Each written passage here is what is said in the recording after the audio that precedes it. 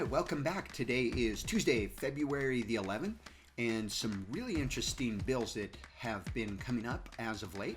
The one that I wanted to focus on today was a bill that came out this afternoon. A pretty new bill. It's being run by Senator Vickers, and this one is a brand new cannabis law change. As we all know, there was a lot of discussion about Proposition 2, should cannabis even be legal in Utah? Our legislators went back and forth with all of those that they would consider, the special interest groups working together, trying to come up with a plan. And so this bill does its best to go through and address some of the minor and even some of the major problems that were part of that cannabis legislation that, again, is set to be introduced just this summer. So this is some pretty interesting legislation. So let's jump right into it. While I'm talking, what you may want to do is actually open up the notes below, just click on more details, and from there it will open up this 9-point list that I'm going to be running through. So anyways, here we go. The first one is that these inactive metabolites will not be a criminal offense. Now what that means is that when a person ingests the pharmaceutical THC or cannabis, it metabolizes a little bit different in the body. Therefore, if you're driving a vehicle, you're pulled over and they find that you have these inactive metabolites in your body, you will not be charged with anything. So that's pretty cool. That's line 80. And again, in the show notes below, you will find, you don't need to take my word for it. If you know me a little bit by now, you'll know that I am very, very specific when it comes to reading the bills, ensuring that we know the bills and what those lines are that are making these statements. The second thing is, when the packaging of cannabis originally came out, it was supposed to be in these very strange containers that, quite frankly, had nothing to do with the regular trade of cannabis. Now that standard packaging is going to be okay, and that's lines 593 through 595. So what it does is it takes these blister packs and removes them. Nobody was using them, shouldn't be a part of the trade anyways. The third is a really important one as well. Previously, the doctor would only be able to prescribe up to 175 qualified patients. So unless you were one of those first 175, you may have a doctor that you'd like to go to, but he or she would not be able to prescribe that medical cannabis to you or prescribe your medicine. Now we've moved that up, or the proposal is to move that up 100 to 275 instead of the 175. The fourth thing is, let's say you fail a drug test. You can now challenge that failed drug test if you were using a CBD product. Now this one could be abused, you might say. Probably not. In the event that you were using CBD, there is, in some CBDs, a trace amount of THC. As a result of that, if your employer drug tests you, you can say, hey, I'm just using CBD. They can then redo the test and make sure that you are not convicted for CBD. Very cool again. Number 5 running through is, if you were convicted on a marijuana-related crime prior to Prop 2 or prior to last year's legislation, it can be expunged. Now there are some specific requirements for that. It starts all the way down at line 4026. This is a huge bill. Line 4026 goes through and it lists out how a petitioner can look for that expungement. And again, it says right here that the petitioner can demonstrate that the petitioner had, at the time of relevant arrest or citation leading to the conviction, a qualifying condition.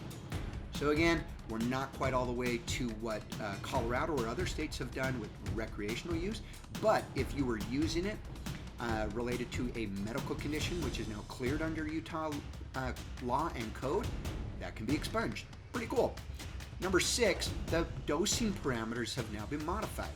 A lot were saying that was just far too restrictive or constrictive in the past. And now they've done it just a little bit. Well, now it is dosing guidelines instead of the indication that the doctor has to do or cannot do what they want to do with their medical practice and their medical knowledge, and most importantly, the needs of the patient are now coming first.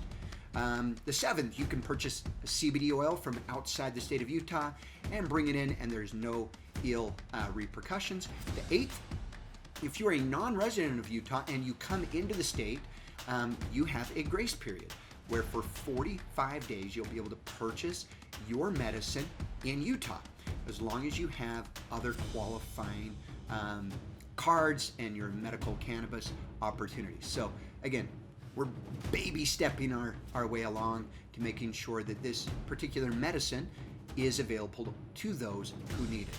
The last one, I just listed it right out because it's very easy to read. It's line 84, exempts a lawful medical cannabis user from a weapons restriction.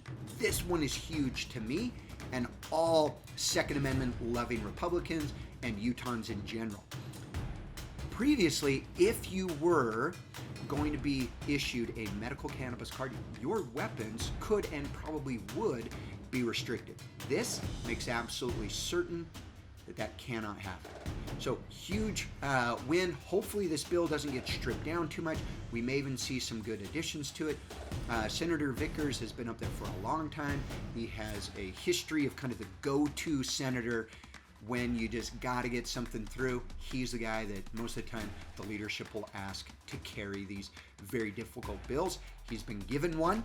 We'll see how it goes. Just came out today. And again, if you're excited about this, contact your legislator. If you don't like any of this, contact your legislator and make sure that your voice is heard. The other thing that happened today is we still are having bills coming through. Now, we have a mandate where last Thursday at noon was the last day that a legislator could introduce a bill. Well, that's true and it's not true. What they also have the opportunity to do is to continue to introduce bills, but that bill must go through a committee first. My award, being up there on Capitol Hill over the last few days, this has to go to Senator Andrick. This guy is running from place to place to place to place, introducing more bills than I've ever seen. So we'll track what he's doing, we'll try to understand it, and go from there. The last thing that I wanted to get to is that we only have 21 working days left in the 2020 session. So this thing has just flown by. We've got about 3 weeks left, approximately working days, which is pretty exciting. So here we are. We've got one other thing I wanted to report on before I let you go. We had almost 3 hours of floor time up at the House. Now, where I'm going with this is during that 3 hours, we only heard 18 bills. 18. And out of those 18, we only had 3 bills that were even contested. All of the other bills received 100% approval from the House. But we only heard 18 bills. This is going to be important because here in the next few days, we're going to start going through 100 or 150 bills in one day. This has to be alarming to all of us. The 3 bills that were contested, we had a bill about the Division of Wildlife Resources amendments. This, I agree with 100-fold. What it's basically saying is that the natural resource of big game is very important in Utah because our intrusion on the natural climate of big game with predators is now changing, and we are somewhat to blame as it relates to the water supplies, the food supplies, and we want to go hunt these animals. They're being predated. As a result of these animals being more prevalent, there are more predators.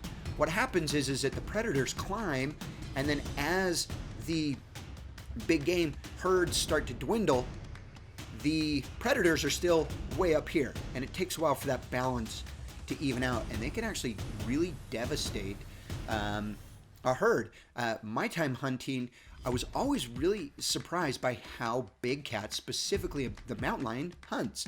A lot of times they will turn kind of bloodthirsty, is what most guides and hunters refer to them as, where instead of killing for food, they'll just start killing to kill. And they may go through and wipe out 8, 9 animals and only devour one, then leave it and go on and do it again. So what this bill does is it allows for the Division of Wildlife to partner up with their director so that before it becomes an emergency, they can take action. The other 2 bills that were interesting is What do we do in the event of a resignation of one of our national representatives? This came in handy with, as we all remember, Jason Chaffetz. He resigned his seat. The governor said, I'm going to make the nomination. The legislature said, no, you're not. And the governor said, yes, I am. Too bad, so sad. And we wound up with quite a lot of hurt feelings. So what happened today is we went through and received one bill to assist with the congressional vacancies. That was HB 17. It passed 58 to 16. No surprise there, the 16 votes that opposed it, all the Democrats, they're extremely worried that in the event of somebody like a Ben McAdams, if he were to resign, that the Republican-dominated legislature would just put one of their own in. There was a lot of discussion back and forth about that, how that would not happen. They are equally represented, although there is a supermajority held by the Republicans. It would be 8 votes Republican, 8 votes Democrat. The tie vote, however, goes to who? That's right, Speaker of the House, who is a Republican. So you can bet the Democrats were upset. The other interesting thing after this one passed was we went right to HJR1, which got circled, and we now know what that word means, 3 weeks ago, very first day of the session. And the sponsor of the bill actually said, well, now that we've handled that other bill, we're ready to handle its sister bill. And so since he had circled it, it did not leave its position of bills. It is in a first place position. Everyone voted to lift it or uncircle it, and boom, went right through 58-16. Hopefully all this made sense. Again, the notes are down below. So happy for everybody turning in. A lot of stuff is going to start to kick up as we get into more and more of these bills that are coming out. Thanks so much for watching as always, and we'll see you tomorrow.